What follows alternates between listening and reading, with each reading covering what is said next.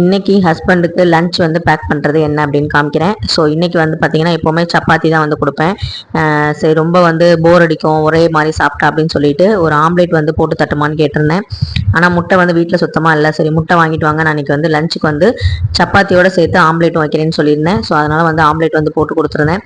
நான் வந்து பச்சை மிளகா போட மாட்டேன், ஏன்னா வந்து பச்சை மிளகா வந்து அவங்களுக்கு வந்து பிடிக்காது. அதனால் பச்சை மிளகா போடாமல் வெங்காயம், பெப்பர், கொஞ்சமாக உப்பு மட்டும் போட்டு நல்லா வந்து அடிச்சுட்டு அதை வந்து நான் தோசைக்கல்லில் போட்டு எடுத்து கொடுப்பேன். இன்றைக்கி வந்து 3 சப்பாத்தி வச்சுட்டு ஒரு ஆம்லேட் வந்து வச்சுட்டு அதுக்கப்புறமா தக்காளி தொக்கு இதுதான் வந்து செஞ்சு கொடுத்துருந்தேன். இது வந்து சப்பாத்திக்கு வந்து சூப்பரான ஒரு காம்பினேஷனாக இருக்கும்.